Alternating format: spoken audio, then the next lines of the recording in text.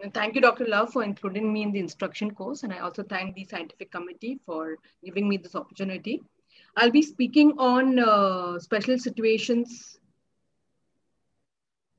uh, special situations of aniridia, post-keratoplasty, and coloboma with pediatric cataract. Congenital aniridia, we all know, is a rare genetic disease due to PAX6 mutation. And the classic aniridia is classified into two parts. The aniridia is classified into two, the classic aniridia with the PAX6 mutation and the other ones with the other genes rather than PAX6 mutation. So we have the problem with the surgery is when you do is because it is associated with keratopathy, like a limbal stem cell deficiency, glaucoma. Most of them have an iris stump, and which later on the iris stump can become slanted and cause angle closures. Cataracts are seen in 50 to 85%, associated with optic nerve hypoplasia, foveal hypoplasia, and nystagmus, which can be responsible for the poor visual outcomes.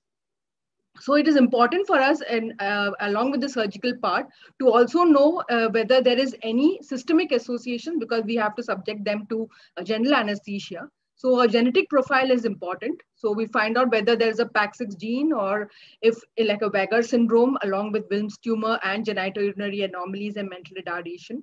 If like in FOXC1, there might be like a presentation like an Axenfeld-Rieger syndrome, or in Gillespie syndrome, where there could be partial aniridia with cerebellar ataxia and retardation. So these are important because we'll have to subject these children to general anesthesia. So the management is the unique challenges, the incision size because there's a limbal stem cell deficiency, glaucoma, the lens capsule itself is reduction in thickness, the in the bag implantation is a must, and iris prosthesis. So I'm just presenting a small video where this child with aniridia has a significant amount of limbal stem cell deficiency and keratopathy. You can see that. And there is a significant cataract. The cornea is hazy. There's a very poor view, but we can still manage to do the capsule. Scleral tunnel was made. The capsule was thin, but we are doing the capsulorhexis carefully so that it doesn't, we don't tear the capsule. The visibility is very poor, but with Trypan Blue, as Dr. Sumita mentioned, we can do the rhexis. Now, this is the aniridia ring. It is a black PMMA ring, 10 millimeter in the total diameter, and it is 6 millimeter inner diameter. Now, this ring is with the fins have to be carefully inserted into the bag. This is mainly the aniridia rings to build up to form the iris, so the patient can have less photophobia after the surgery. So these are also available as there's Mosher rings. This is the eye care ring. I have no financial disclosure, but this is the eye care rings which are available as a pair of two aniridia rings. So once the first ring has been inserted, there has to be another ring which is inserted below this ring. And so the next, you can see that the next ring is placed under the first ring. And when we are implanting it with the implanting this, we have to ensure that it is in the bag, and also that we do not break the, because it's very friable, we do not break the ring. We can see that because of the cornea is not very healthy, we find that there is a limbal stem cell deficiency also. So the tunnel, we have to be careful when we are inserting this ring.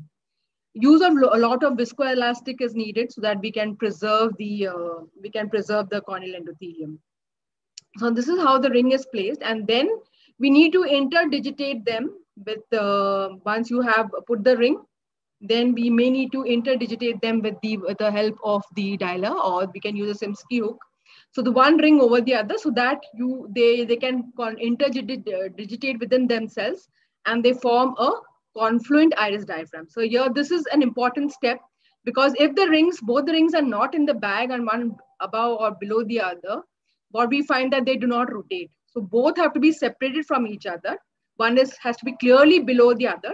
And when we then only the rings rotate easily. Otherwise, I found that in another case where one of the ring was above the first ring, it could not rotate. So this is one important thing which you need to do.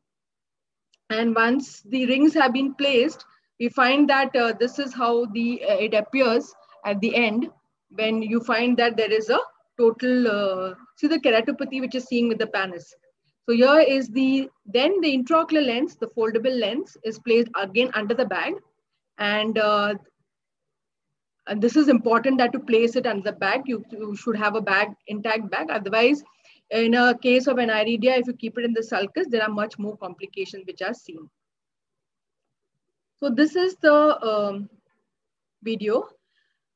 So next is the, which we go to is after corneal transplantation. So we know that in children, a lot of corneal transplant surgeries are done for cases of Peters anomaly, sclerocornea in CHED, congenital glaucoma, and also in acquired non-traumatic cases like keratoconus, corneal ulcers, Greek grafts. Now, these cataracts are formed mainly because some of the reasons are there's a lot of intraoperative manipulation. Of course, many of times we have to do them together because what we find, especially in Peters anomaly and all, where there is iridocorneal adhesions, mainly you may have to do the cataract surgery at the same sitting, at least removal of the ruptured lens, and maybe in IOL in the secondary sitting. But if there is if especially in a case of keratoconus where you may inadvertently rupture the capsule, or there has been a post-operative long-term steroid use, you can have the you can again have the cataract formation. Now, performing cataract surgery after corneal transplant has been proven to be more advantageous than doing it in the same sitting. Penetrating keratoplasty should be allowed to stabilize prior to cataract surgery. Now, there is a controversy I've always discussed with the adult cornea people. They say to wait sometimes for 6 months or to 1 year to wait for the keratometric stabilization and then only perform the cataract surgery. But in children, the problem is the visual rehabilitation. So once the sutures are removed after 3 months, I prefer to go ahead and do the cataract surgery because the corneal, there's not much of corneal endothelial loss as we're not going to use a phaco machine so much. It's important to optimize the ocular surface with increased lubrication. The eye should be made hypotensive before surgery with the aid of oral dorzolamide or with IV mannitol because some of these cases also have associated PAS before surgery, and we find that even though they have done a good iridectomy, the anterior chamber is not as deep as you would require, and there might be an increase in pressure. Incision is very important, like either you use a scleral tunnel or a standard clear corneal incision. It is important that when you're putting an incision to remain away from the graft host junction. And because it is a new cornea and that is a weak cornea, so we need to remain away from the host graft junction.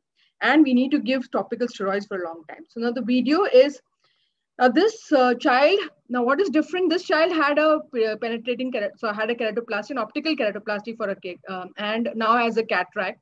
The cataract was central, and so they had asked us to do the cataract surgery. Remember, place the incision away from the graft. Do not place it near the host graft junction. Of course, this is a smaller graft, so it was easier. And so it is important not to enter in the area of the host graft junction. You need to use a lot of viscoelastics. And now the problem is also the IOL power calculation in these cases, because what I find that the IOL power is, they have a lot of astigmatism. And that is something we need to take care of. So most of the time we prefer to leave it slightly myopic so that, we can still do some ablation or some LASIK later on if there is a very high cylinder which is there and there's a myopic shift. So now in coloboma, we have cases also, they also pose as intraoperative challenges. So there is we need to evaluate for also the posterior segment anomalies because to check the vision potential. Grading the cornea is important because whether to put an IOL or not, the microphthalmos, whether there is zonal loss or poor pupillary dilation. And so in a coloboma case, as Dr. Arup has already shown a very nice video, I have gone from the anterior route, and this child had already lost one eye because of retinal detachment in the other eye because of the coloboma. And he had undergone laser for the coloboma in this case, and near that only the development of a cataract. So simple did a lens aspiration, and see this flower-like picture was seen in the posterior capsule. I decided not to suture the iris because I thought this black was enough to it has a cosmetic effect. So but in this child had got good vision around 624. This flower but has remained, and it has remained constant. Now it's over 3 years and there is no retinal detachment seen now. So other option could be a capsular tension ring with the coloboma diaphragm, or we could suture the pupil with pupilloplasty. And this is nice techniques which have been demonstrated. The Canabrava ring, another pupil expander for cataract surgery associated with ileus coloboma, is, I think in the AIOS, Dr. Sergio Canabrava has come and he has demonstrated this technique with his ring. It is supposed to help in coloboma patients with when you want to ensure iris pupil dilation. So that's all. And if any questions, I'm open to it. I think these are all difficult cases. We should handle with care. We should not jump in and do the surgery and try to rehabilitate the child as much as possible.